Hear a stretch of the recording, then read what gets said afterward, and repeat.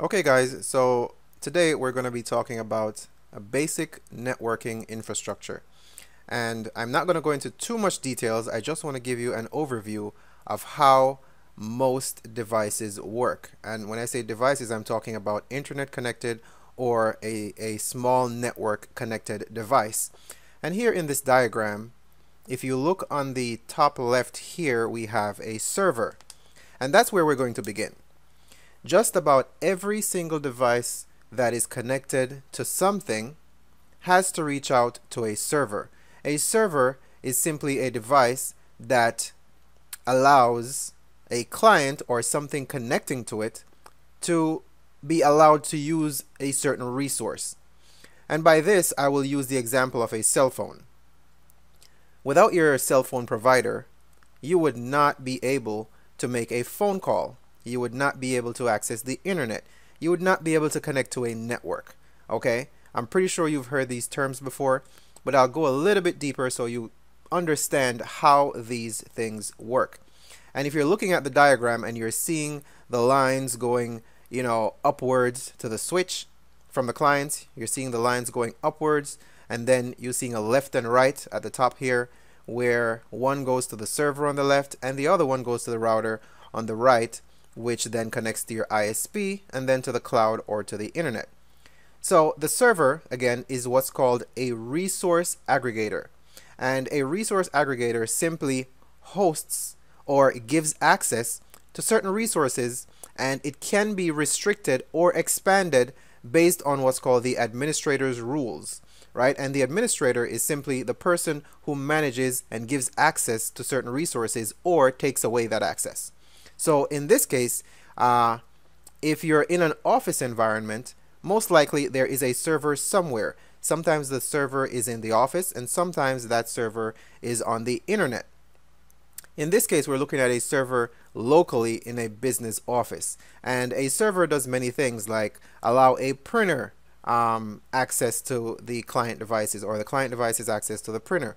It will allow access to a file server, other servers that are on the network, and things like that, right? Now, let's look on the right side.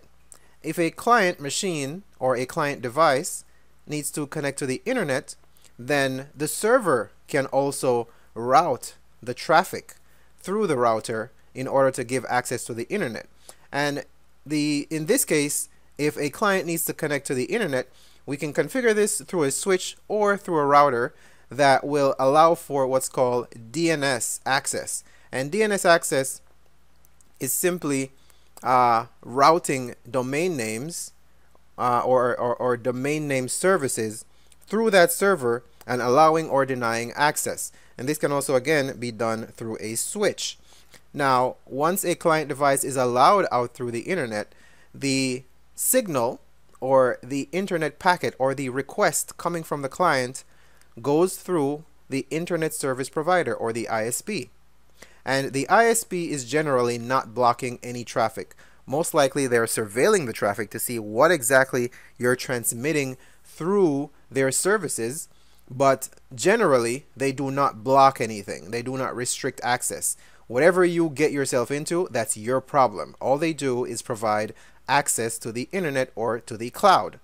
Now, once that signal goes through the ISP, it ends up into the cloud and routed to the place where you asked to go to or where you requested services from, like on a website or through an app or whatever the case may be. Whatever you use the internet for, this is the route that it generally takes. If you're at home, obviously, you most likely do not have a server anywhere. You're simply going through your router or you're going through your modem. In some cases, some people don't use a router. They simply have a computer.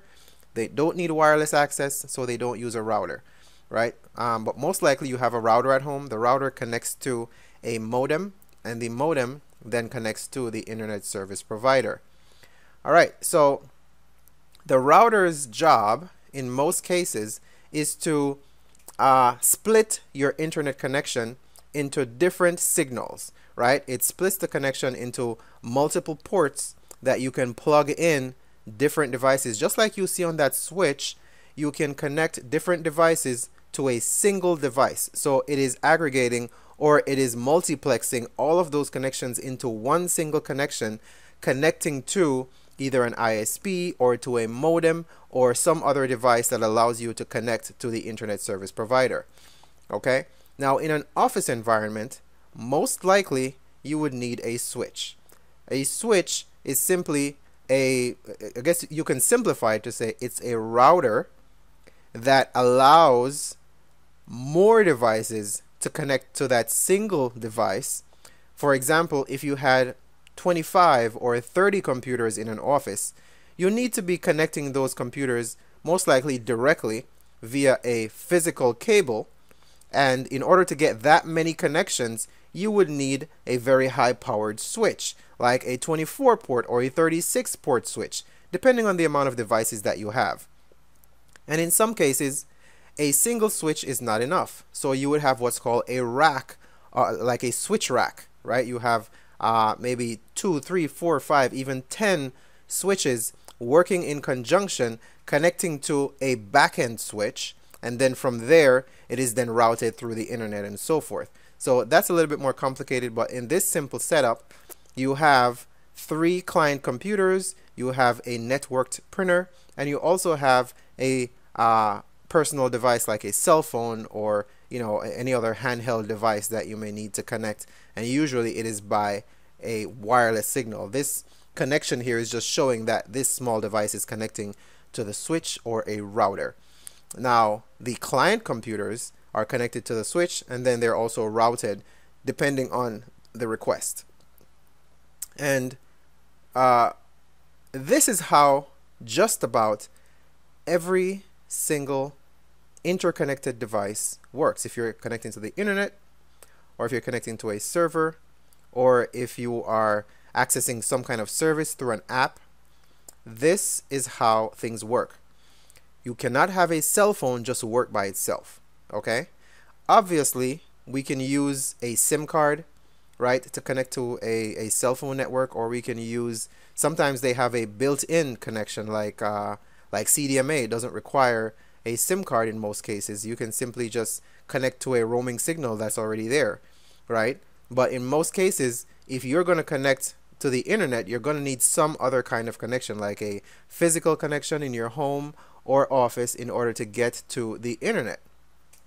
Now, that being said, services like apps and services like bank transfers and things like that, they all need to connect to a server to give that app the resources that it needs, or give the app access to the resources that are actually available on the server itself. So if you don't connect to the server or don't connect through the app, you have nothing, right? So all the processing is actually being done on the server. So essentially, an app is really a dumb device or a dumb application. It does not function by itself. If you cannot log in, then you have no functionality, right? So it is sending a request to the server, and then the server is responding back saying, hey, verify yourself. Once that authentication is complete, then the server opens up and allow access to that little bubble of your profile and whatever other resources you have in there, so that you can manipulate whatever resources you have to the way you want it, right? Without that access through the server, you have nothing. That app doesn't work. It is useless on your phone, and it's the same with every single application. Okay, if that application requires internet connection, then it is connecting to a server. There's no way around it.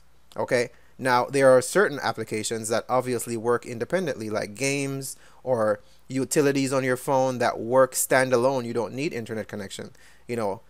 Some examples of these are like games on your phone, photo editing apps, word processing apps, so even antivirus software. Many of these do not require an internet connection, right? They already have all they need stored in some kind of file or some kind of local database on your phone, and it runs that way.